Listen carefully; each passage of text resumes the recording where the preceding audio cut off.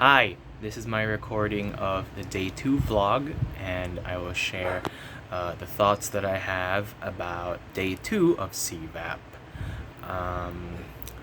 CVAP day 2 was very different from day 1 because day 1 was more of an orientation, an initiation, if you will, a welcoming into the culture that is CVAP.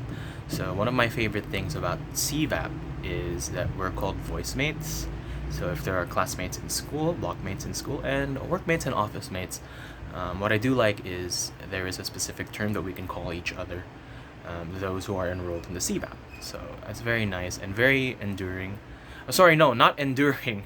Endearing, yeah, very endearing to me. So it feels like I do belong, even if I feel like I haven't done enough because I have no experience and I have not graduated yet. So being called a voice mate, it's very nice, and that's one of the things that I like the most about CVAP in general. It's that sense of community, and I experienced that in day 1.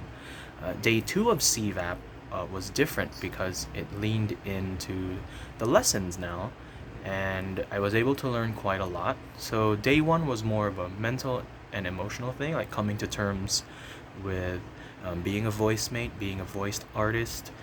For day 2, the two main things that were shown to us were equipment and how to use audio mixers. So that was in the first session. And in the second session was what it's like to be inside a voice booth. So for the second session, we were shown footage of people voice acting, doing various voices. And for the first part, we were shown some notable types and pieces of equipment that we could use for our voice acting. And what I've learned there is there's a lot. There's a lot that goes into voice artistry. For one, with the first session, there's a lot that goes into equipment. You could have the best voice in the world, the best, the most soothing, the most fitting voice for whatever project you may have. But if your equipment is not up to par and it doesn't measure the standards of what your project entails, then that means it's a no-go. It's not going to work. So you could have the best voice in the world, but you also need the best equipment that you can afford at the moment. And that's really an eye-opener for me because I think it will make a world of difference if you have great equipment, and I think your voice will really shine through. The people who are in charge of these projects will get to hear it more. It's more crisp, it's more clear, and I think it's really nice that there was a lesson like this because most of us, I think, are very confused with what equipment should we use? What is the right thing to do in a situation like this, and also some technical terms when it comes to the audio mixer, and also concepts like echo and reverb. So it was very helpful.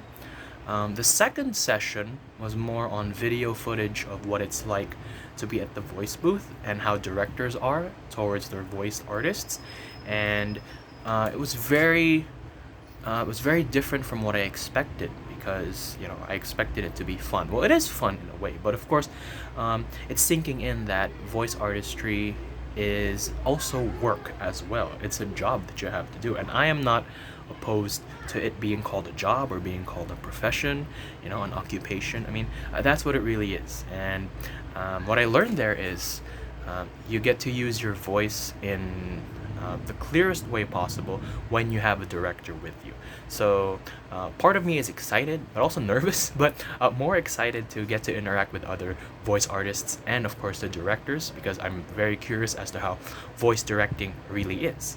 Like, I think that it's, of course, very different from voice acting in general, and I'd like to find out what a relationship between an actor and a director is like, how the director pushes the actor forward, and how the actor helps fulfill the director's vision. So these are all ideas that I got to think of while I was there attending the classes.